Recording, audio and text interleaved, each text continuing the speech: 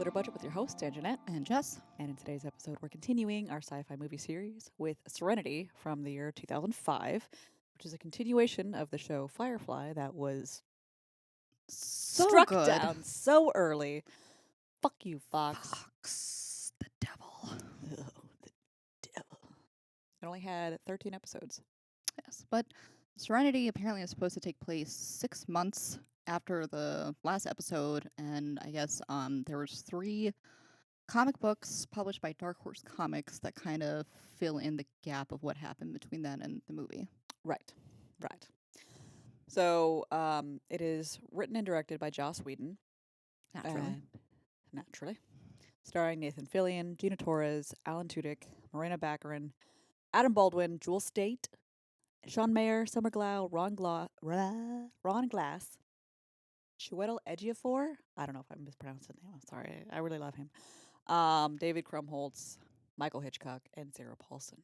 I would just like to go on the record by saying that Gina Torres is hot as hell. She's sexy. Oh, yes. Mm-hmm. I do love her. Yeah. She's one of my faves. And I love Alan Tudyk. Oh, yeah. And Nathan Fillion. Like, they're the whole cast I really do love. But so I remember when Firefly was on and we were so super excited to watch every episode. And like they aired the episodes out of order in which you see them on like the DVD. Really? Yeah. And Unfortunately, I didn't watch it when it was out. I watched Serenity first, and then Elle was like, "Why didn't you watch Firefly?" And then didn't fucking tell me that, like, I knew there was only one season, but I assumed that they had, like, knew that and didn't leave it on, like, a what the fuck is this bullshit. No. They were, like I said, they were prematurely canceled because of Fox. Fuck you. Anyway, like when it was on, like we watched it when it was on because it was not too long after like Buffy had ended, Dollhouse had ended, and and they had Firefly, and when that had like there was the one episode in Firefly where Inara, Morena Baccarin's character, kisses Mrs. Reynolds. And there was like so much, I guess, controversy or like build up to this episode that there was going to be a lesbian scene. And everyone's like, As if it's never been done before. oh my God. Especially like after watching Buffy. Seriously, like come on. But, and then that episode aired and we're like, it was just literally one of the quickest kisses ever. But anyway, so like that, when that had ended, it was kind of open, not even kind of open ended. It was pretty open ended. Like there was no resolution to the show or anything. So it was kind of like the fans brought it back. They're like, we need more. We need closure. I'd seriously, it was valid. It was a valid uprising and demand.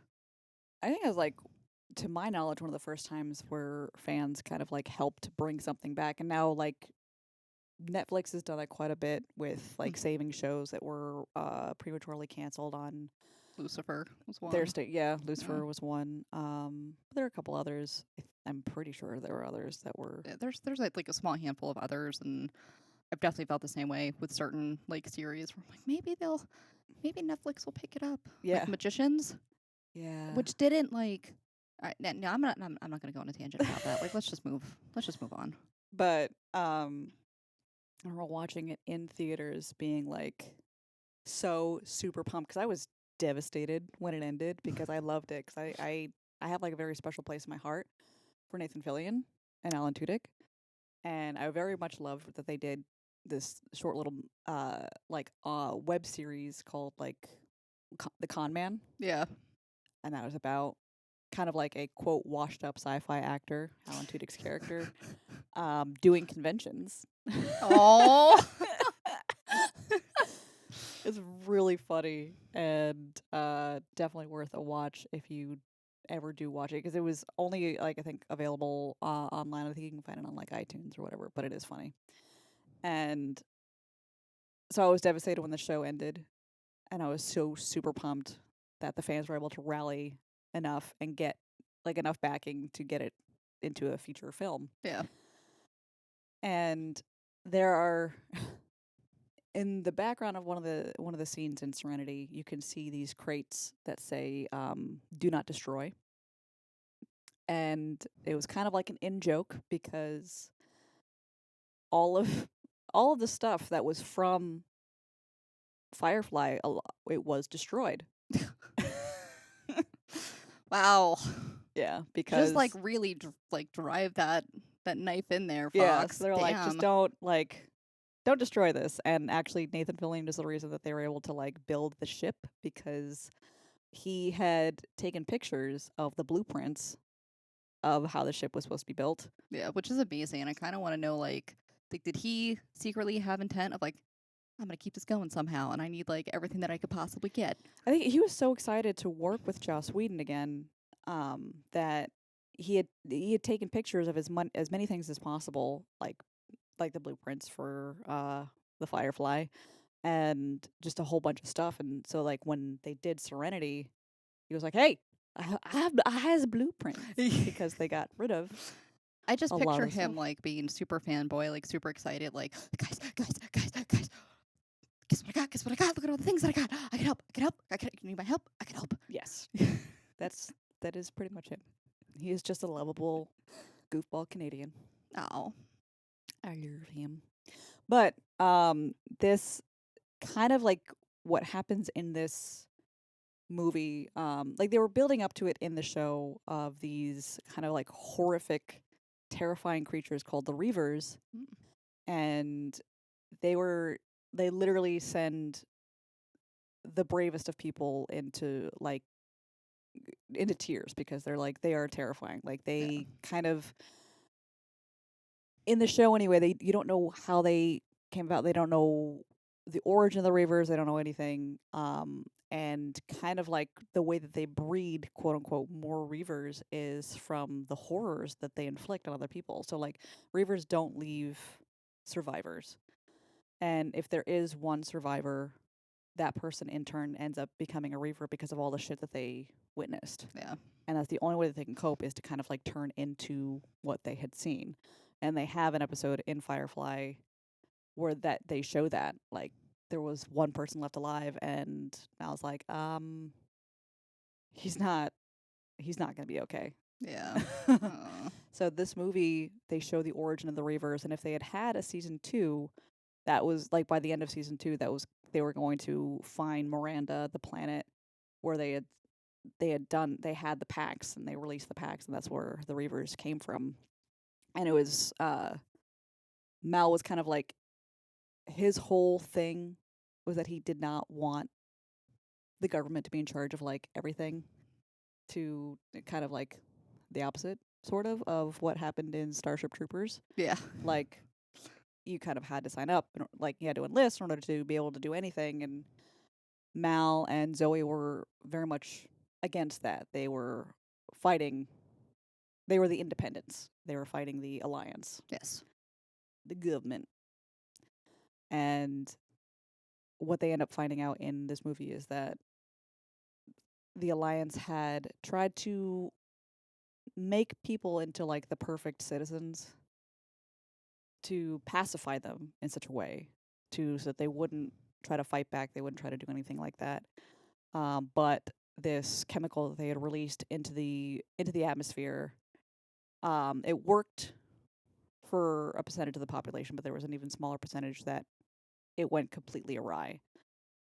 It was, instead of pacifying the population, it ended up turning them completely violent and mutilating themselves, mutilating other people, and just leaving chaos in their wake. Yeah. Well, even like the small, like it really technically worked for anybody. Because like eventually the ones that it did work for, they eventually got to that point where like they literally did nothing. They Yeah. just sat down and didn't move until they died. Yeah, they cared so little. They were pacified so much. They're pacified into non-existence. Yep. So didn't work, government. Didn't work. You done fucked up. Mm-hmm. So like I said, how like the readers, the Reavers breed more Reavers just based on the violence and mutilation alone. So the government realized, the alliance had realized, okay, that failed. So we're going to try to erase this from history books. We're going to erase the entire planet. This didn't happen. Yeah, that wasn't a thing. So that planet is, Miranda is just behind a wall of reavers. And they end up finding Miranda because of River. River is an experiment that the Alliance had on people to try to make them like these like sleeper soldiers. Yeah, she was like not only the perfect sleeper soldier, but also psychic. Yes, and she was like really smart. Both she and Simon were like their brother and sister. They're very, very smart. And she was so smart that she was accepted into this academy yeah, that ended up being, it was an alliance run academy, and they ended up using their subjects as experiments to try to make them into what River ended up being. yeah, And she gleaned, because she is psychic, she gleaned certain information from higher ups in the alliance military. And when Simon broke her out, that's when the operative had to go and eliminate it. had to go get back their property. Exactly. I like the how yeah, because like a lot of the fight sequences and stuff, especially with River slash Summer. Your brain was like, I get where like yeah. Anyways, River and Summer. Yep. yep. Okay. I don't know. I liked her fight scenes, and I always thought they were very like fluid. And then Mhm. learning that she was a professional dancer at one point until she had an injury that brought her to acting, but how she Mhm. was able to like tap into her dance skills for those fight scenes, I thought was Mhm. really cool. Yeah, and also one of the cameramen was a dancer as Oh well, yeah, and he yeah. was able to um, work his dance skills into his camera skills as well. That's why some of the camera angles are like really unique and everything. And throughout this series of Firefly, you kind of see River as being like this. She seems like she's mentally unhinged, and it was really cool to see her in this movie being like you see her pretty much her full potential. And she, I think what was driving her insane was keeping this secret. Yeah. And they allude to that too, that like the reason she wasn't really able to communicate well, or she would like misfire some synapses and everything, and she wasn't able to communicate because she had this secret that she couldn't access because it was like hidden deep into like, The recesses of her memory. that's what, those are the words that I was looking for, tanks. Welcome. um so she kind of seems like very much more put together by the especially by the end of this movie. Yeah. Um, and that was kind of cool. And you see her be super badass, and she tells Simon like, you always take care of me, Yeah. Let and me now take care of you. it's my turn. Turn. And then she kicks ass. And I had a Serenity poster up in my dorm room in college, and it's like a kind of like a silhouette of River like holding the axe or whatever that she has near the end, Yeah. and it just says my turn, and I'm like, face badass. How when you first saw it, how hard did you cry? Oh, I cried so much throughout, like almost from beginning, like teary eyed, almost from beginning to end, because it was like seeing everyone back, and like just like the chemistry between the cast was really, really good. I thought it was really cool, and what Joss Whedon did to Wash. Yeah, dude. And even like I mean, obviously as a previous fan, you said you were already having like that connection to the characters hurts so much more. But even me going into it of just really loving that movie and seeing that scene, I was like, what the fuck? Yeah, I was devastated, like ugly sobbing in the theater watching that scene.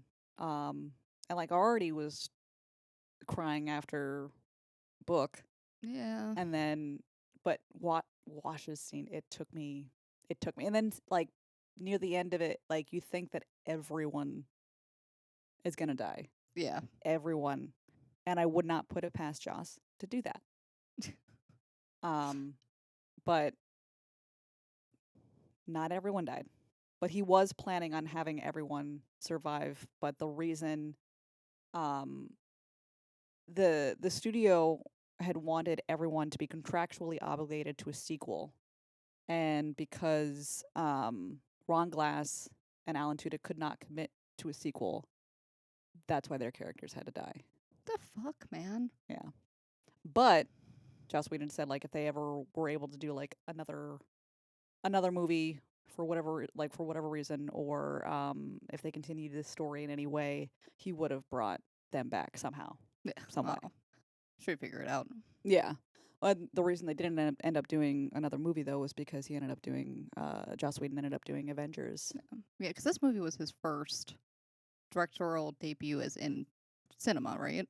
Right, yeah. Like he had written I think the script and the story of the original Buffy movie, but he did not direct it, but then he ended up leaving that project I because think of he was the screenwriter for Alien Resurrection, I believe, too. Yeah, he had a lot of like writing credits. Yeah. But this was his first directorial debut, and words are still hard. This was his own movie. Yes. Yes. And yeah, I was devastated. Yeah, But no, that got me. Especially the scene leading up to it, you know what I mean? Like, I'm a leaf on the wind. And just, Mal, like, no, no, yes, yes, no, no. Yeah. We're the glider in. And then you think that they make it, and then out of fucking nowhere, I'm like, Yeah, like he lulls you into a false sense of security and then hits you in the gut. Which I think that's why I think I take more personal offense to Joss Whedon's character deaths than I did George R.R. Martin's character deaths, because there are a lot of like in at least Game of Thrones, to me anyway, it's not perceived that there's like they were lulled into a false sense of security. No, but no, like thinking like, okay, everyone's gonna be okay, and Yeah. then you're kind of like you're surrounded by death constantly, and then I think the difference between the two is, like you said, there's the false sense of, hey, like my favorite character is gonna live, and because there's nothing, like you said, indicating or leading up that they might die. And then with fucking Game of Thrones, it's like that anxiety of like anybody could die for any fucking reason at any second. There's no rhyme or reason to it. I don't know.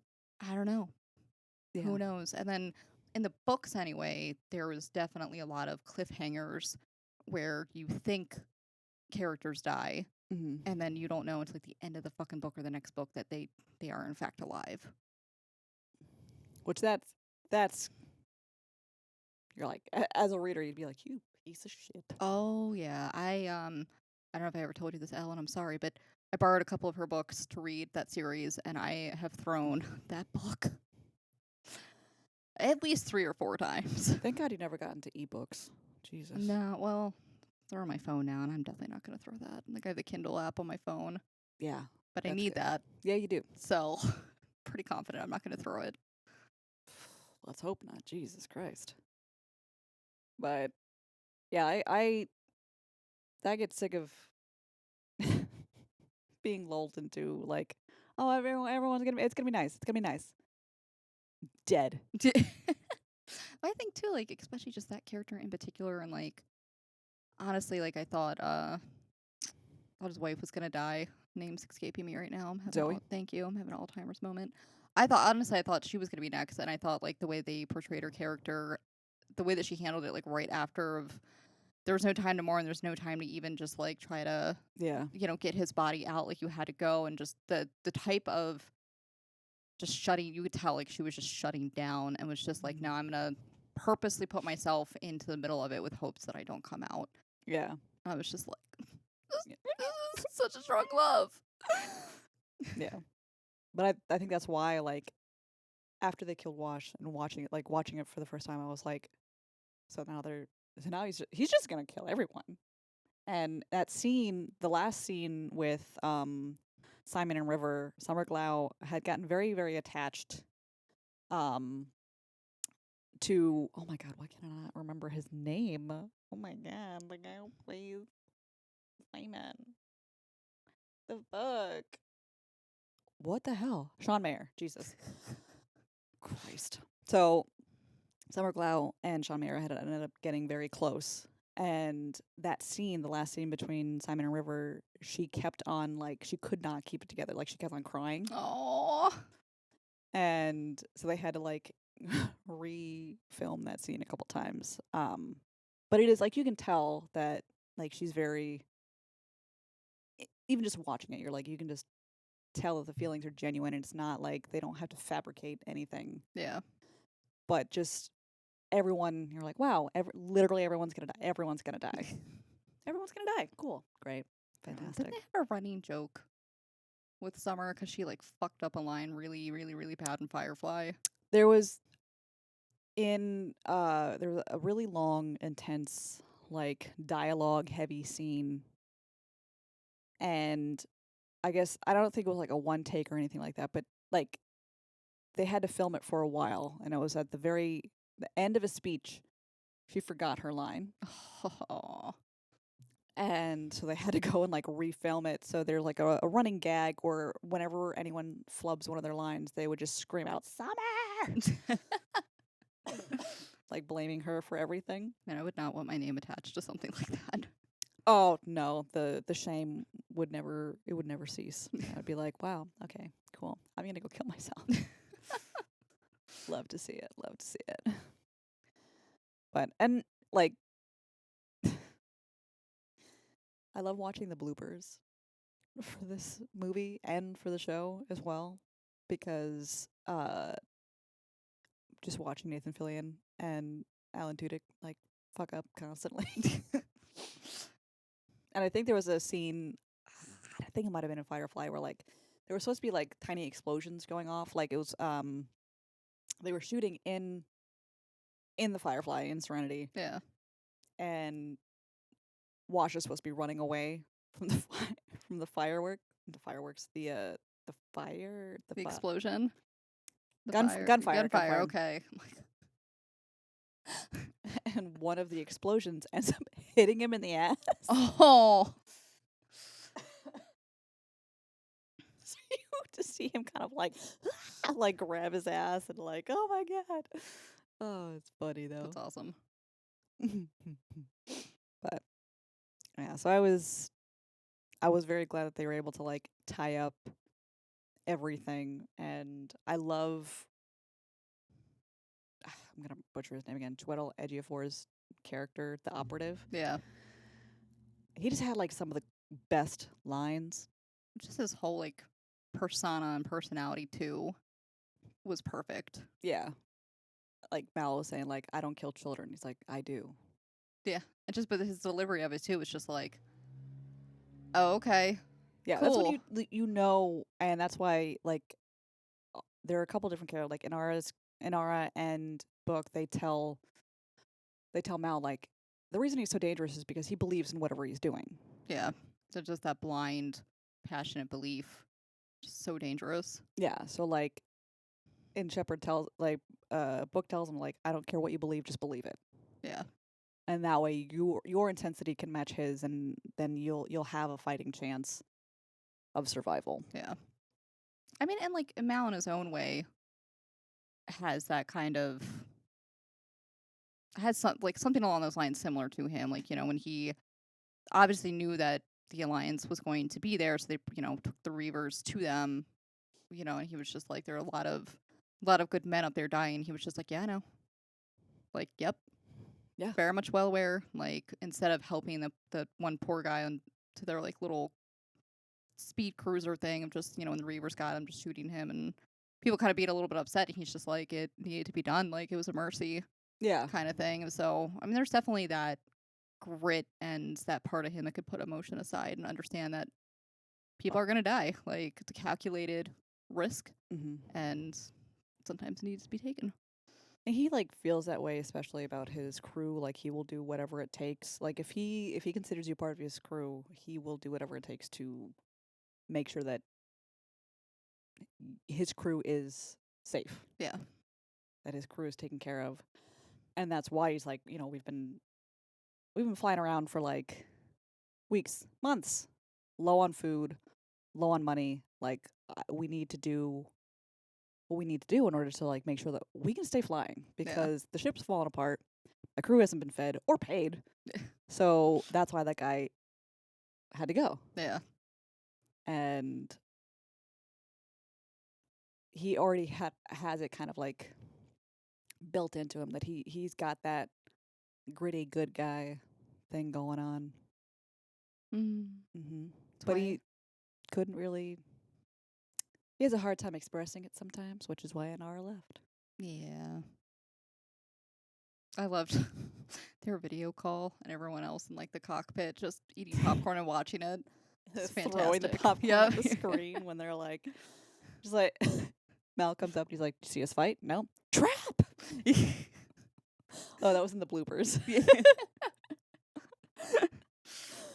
Oh, because there's a very intense scene where it's the planet that Book ended up kind of like staying on after the events of what happened in Firefly. Yeah. But the operative, it's like if your prey runs the ground, leave no ground to go to. So the operative is trying to like essentially obliterate any safe haven that Mal and his crew would go to. And he starts off with where Shepherd Book is, and they kill the entire everyone on the planet. Pretty much. Yeah, the scene was heartbreaking when they go into it. Yeah, because there were kids on that planet that the crew was very friendly with. They were like attached to, and Book ended up like destroying the ship that was destroying them. And he's like, it's not very preachery of me. It's like, doesn't matter. I mean, I look forward to being bored by many more of your sermons before you go. Yeah. But it's a very intense, sad scene. But there's a blooper where Nathan Fillion, he's coming out of the ship and he's giving everyone instructions on what they're gonna do. This is why, like before, like when they decide, okay, we're gonna go into Reaver territory, we're gonna go after the planet that the government tried to hide. Yeah. So they don't know what's on the other side of the Reaver territory. They just know that, like, okay, this is what happened. So we got to figure out a way to make this fucking guy stop. Yeah. And Nathan Fillion is just like, just makes everyone laugh after it's supposed to be a very intense, sad scene. Yeah. And he's just like, "Get this fucking guy, strap that kid up to the cannon, blah, blah, blah, blah." And like everyone's just like, "Oh, God." It's good times. You should watch bloopers. Yeah. That's one thing I don't really do, and I should probably start doing that more. I don't watch bloopers. I don't know why, though. I get very sad if there are no bloopers, and especially for like movies and shows. I know it sounds horrible, but like movies and shows that are like very serious, sad, all that kind of stuff. Like I need to see. You need to see a lighter side of it. Yeah. Like I need. It would help with some of the coping process.